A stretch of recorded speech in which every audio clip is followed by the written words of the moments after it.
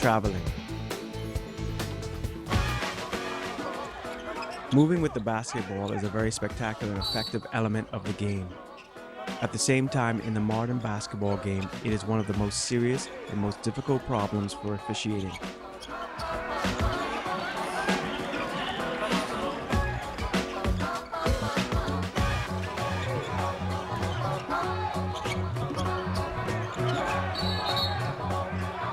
There is still inconsistency in calling violations or some wrong calls in the legal play when a player stops or continues to move.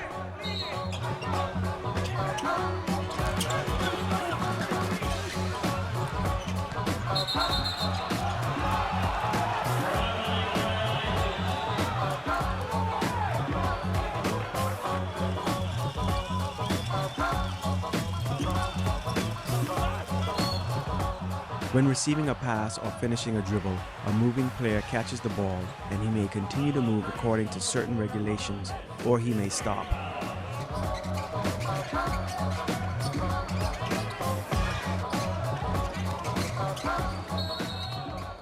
Officials need to see the whole action when a player has stopped and must have the feeling as to whether a stop is correct or incorrect.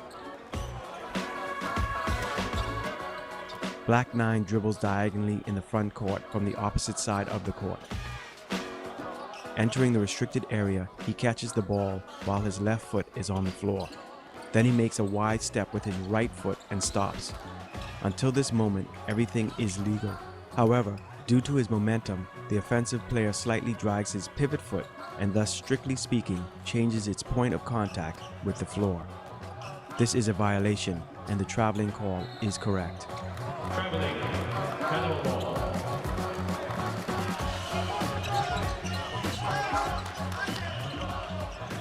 When a player is moving with the ball and stops on both feet, the officials need to decide whether a player stops after a pivot foot has already been established, as in this example, or it may be that the stop happens when both feet touch the floor simultaneously.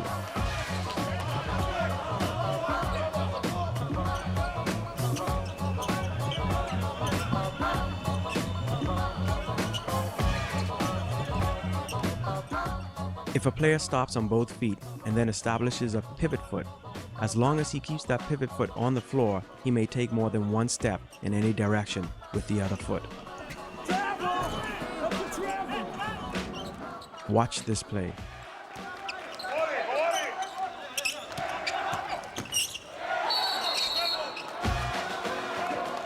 Blue 4 completes his dribble and stops in the restricted area on both feet.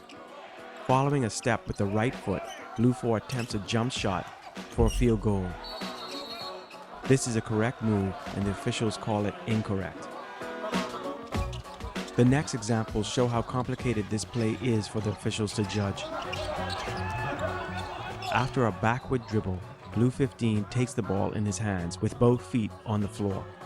He then releases his left foot and establishes his right foot as the pivot foot. Blue 15 may pivot on the right foot, keeping it as its point of contact with the floor. Blue 15 continues to move onto his left foot and shoots. The official calls traveling. Incorrect decision. The key to success in judging traveling is the official's ability and skill to see when a player catches the ball and the position of his feet on the floor at this precise moment in time. Officials need special training involving the repetitive watching of players moving with the ball. Officials must be able to react automatically to whether this move is correct or wrong.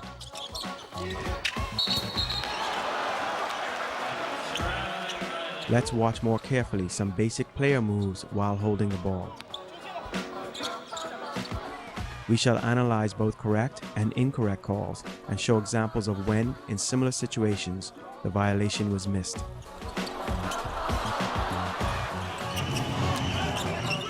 White 9 finishes dribbling inside the restricted area and catches the ball while his right foot is touching the floor. He then jumps onto his left foot and shoots. This is legal play.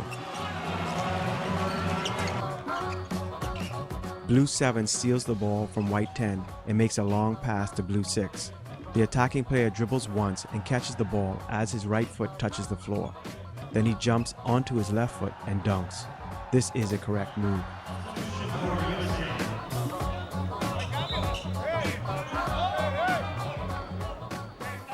Watch the drive of White 9 into the restricted area.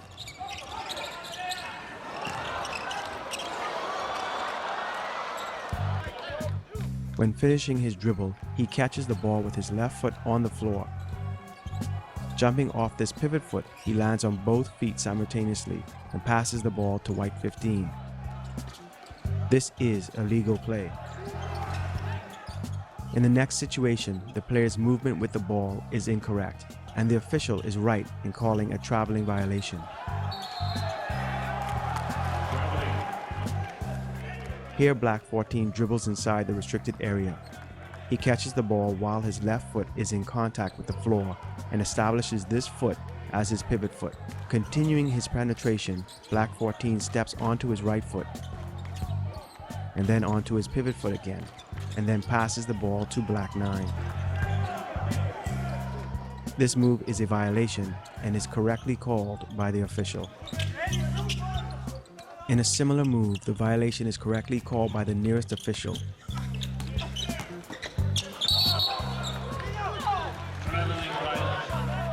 Blue 9 dribbles along the end line and catches the ball with his right foot on the floor.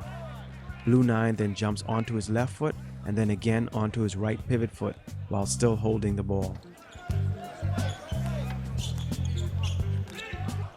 The same violation is called on White 13.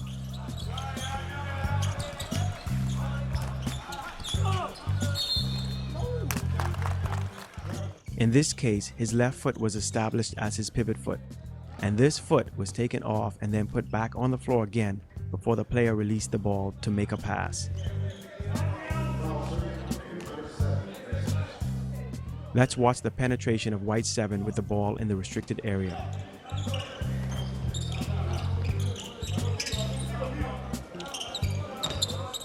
The offensive player finishes his dribble in the restricted area with his left foot as his pivot foot. After stepping onto his right foot, White 7 lifts his pivot foot from the floor and then puts it down again while still holding the ball. The traveling violation is missed.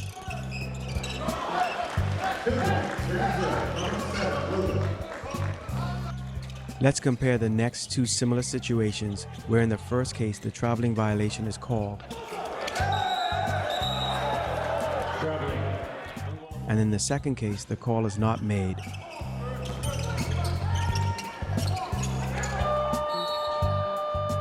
And in addition, a foul on the defensive player is given. When receiving a pass, Black 13 catches the ball with his right foot on the floor.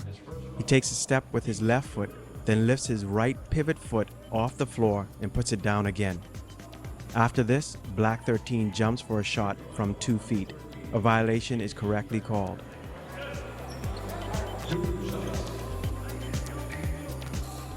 Here the same player again receives a pass and lands on the same right foot, then takes steps with his left foot and then lifts his right pivot foot off the floor and puts it down again. The player finally jumps into the air again from 2 feet. The traveling violation is missed.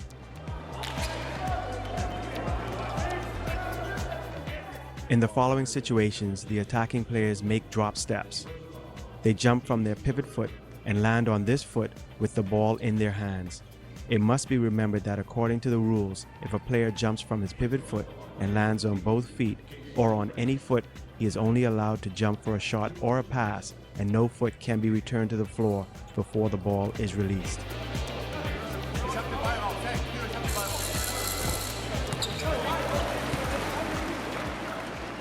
Yellow 9 dribbles from the center line. He beats Green 7, catches the ball on his right foot, which is now his pivot foot, jumps into the air and lands again on his right pivot foot. After landing on and jumping from the pivot foot, neither foot may be returned to the floor before the ball is released from his hands. But Yellow 9 lands on his left foot. No call. This is incorrect. A traveling violation is missed.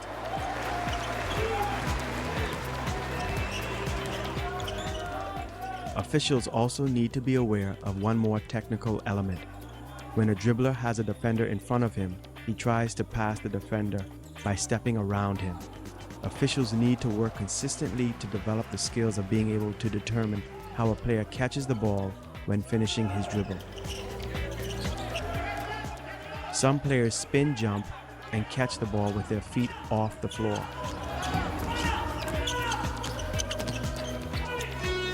Only when they land do they establish a pivot foot.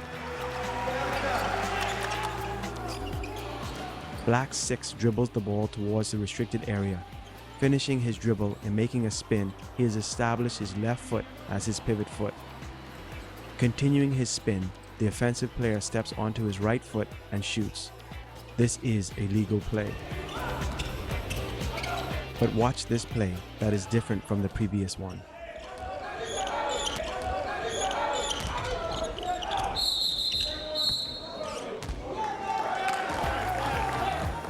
The attacking player, red 15, dribbles from the three-point line into the restricted area. Finishing his dribble, he takes the ball with his right rear foot on the floor, then turns and takes a wide step on his left foot. Red 15 then puts his right foot on the floor and shoots. This is an illegal play, and the call from the official is correct.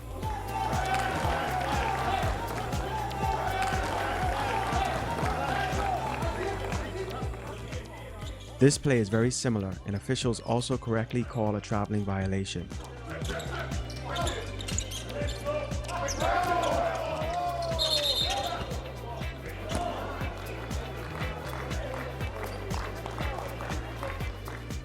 As he finishes his dribble, Blue 4 begins to spin around his defender.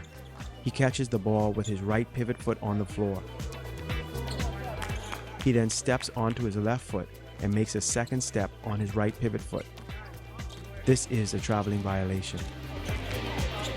After these various examples, it is very clear to see how important it is for officials to have consistency in their judgment.